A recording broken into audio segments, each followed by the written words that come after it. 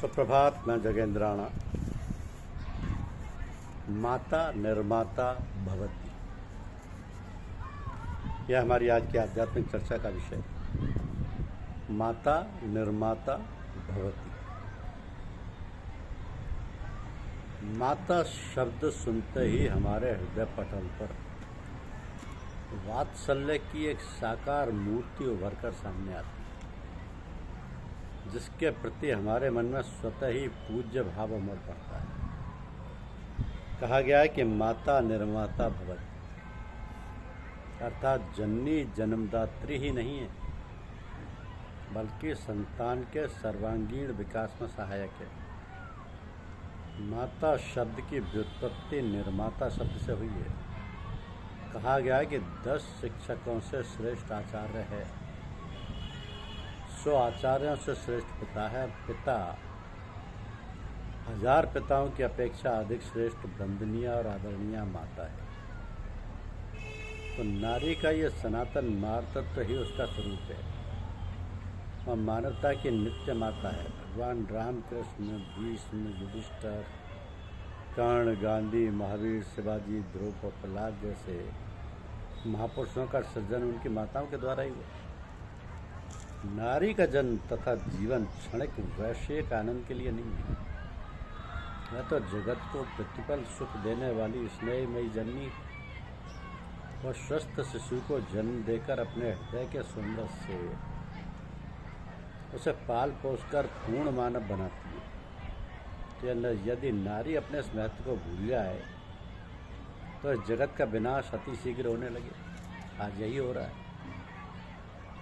माताएं अपने नैतिक कर्म को भूलकर समाज में अपनी एक स्वतंत्र तथा विशिष्ट पहचान बनाना चाहती है, जिसको पाने के लिए उन्हें महत्वपूर्ण उत्तरदायित्वों की बलि देनी पड़ती है। इसका सीधा कुप्रभाव संतान के जीवन निर्माण पर पड़ता है।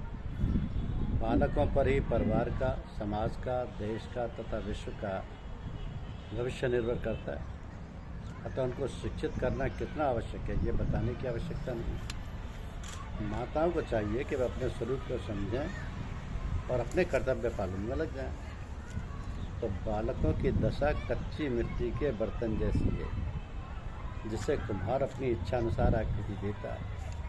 उनकी मानसिक स्थिति, उनकी प्रकृति, उनका स्वभाव, मस्तिष्क तथा हृदय इतने कोमल होते हैं कि आप उन पर जो संस्कार डालना चाहते हैं डाल दीजिए। आपको किसी प्रकार का परिश्रम नहीं करना पड़ेगा। अनुकरण की प्रवृत्ति बालकों में जन्मजात होती है। अनुकरण की प्रवृत्ति के कारण ही बच्चे अपनी शिक्षा आरंभ करते हैं। बच्चे का बाल्यकाल माँ की गोद में बीतता है, अतएव उसके जीवन निर्माण का कार्य भी माँ के हाथ में है। तो माता का हृदय स्नेहमय है। वो अपने सात्विक स्नेह से बच्चे के जीवन में सरसता उत्पन्न करती है।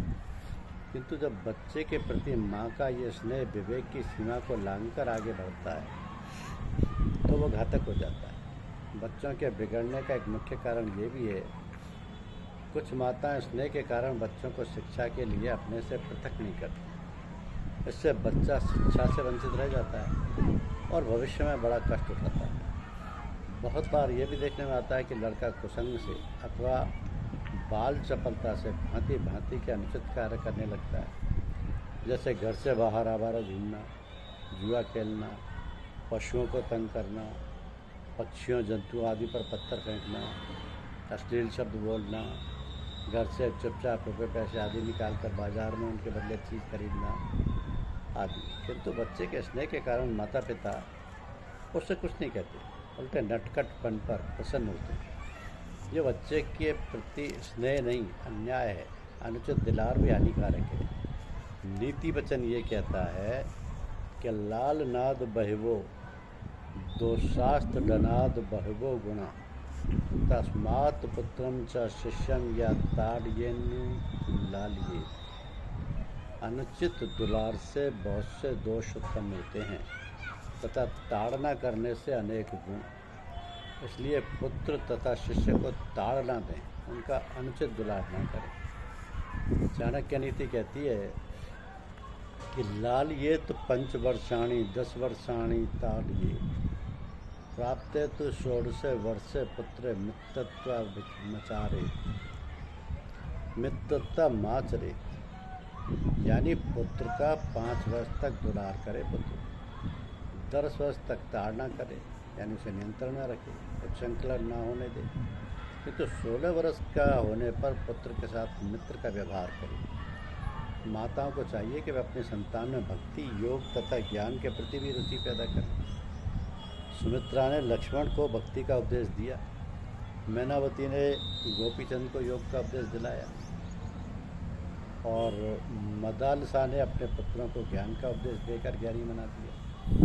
इससे वे माताएं स्वयं उत्तम गति को प्राप्त हुई। किसी कवि का कथन है कि जननी जने तो भक्तजन, कै माता के सूर, नाही तो तू बांझ भली, मति गंवावे लू।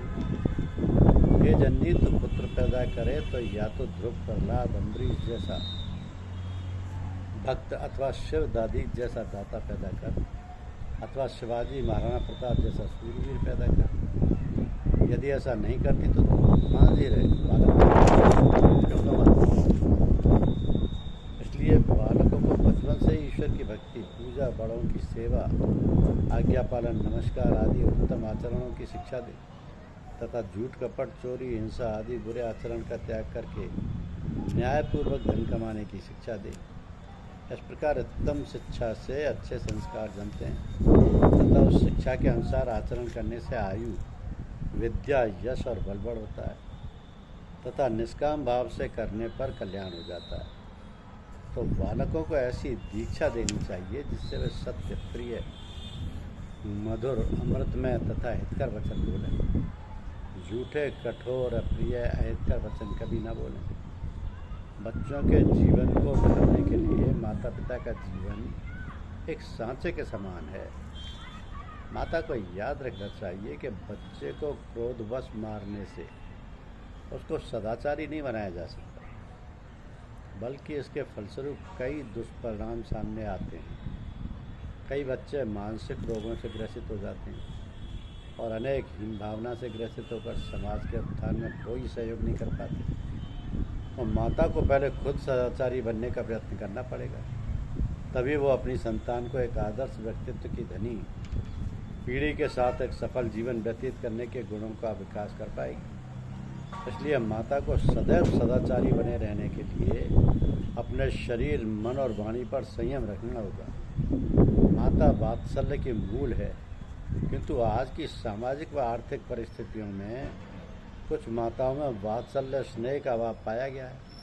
वे अपने आराम तथा आवश्यकता की पूर्ति के लिए धन को अर्जित करने के लिए विभिन्न संस्थानों के चक्कर लगाती हैं और समय अभाव के कारण बच्चों का ध्यान नहीं रख पाती। इस कार्य के लिए उन्हें धाय या नौकरानी पर निर्भर रहना पड़ता है। अब बच्चे को दूध पिलाने से लेकर शिक्षा तक सब कार्य धाय को करना पड़ता है। फलतः पालनकर्ता के समस्त अवगुण बच्चे आत्मसात करते जाते हैं और उनका जीवन नष्ट हो जाता है। अमीरों के लड़कों के बिगड़ने का यही एक कारण है। अतः प्रत्येक माँ का यह नैतिक दायित्व बनता है कि वे अपनी संतान में ऐसे सद्गुणों का विकास करे जिससे उसके मातृत्व की ओर कोई उंगली ना उठा सके और बच्चे में उपस्थित उसकी प्राकृतिक गुप्त शक्तियों को अपने विवेकपूर्ण अनुशासन में विकसित होने का पूर्ण अवसर दे। माता को यह चाहिए कि उसको विवेकपूर्ण तरीके से उसका विकास करे और उसको विकसित करने का पूर्ण अवसर दे, क्योंकि परम प्रभु की शरण लेकर विचारों से सजग रहना, कहाँ कब मन बिगड़ जाए, विकारों का भरोसा क्या। सारे जहां के मालिक तेरा ही आसरा है, राजी हैं हम उसी में जिसमें तेरी रजा है। तो मातृत्व की ओर कोई उंगली ना उठा पाए। मातृत्व परम सम्मानीय, परम आदरणीय है। हर माता का सम्मान करें। धन्यवाद।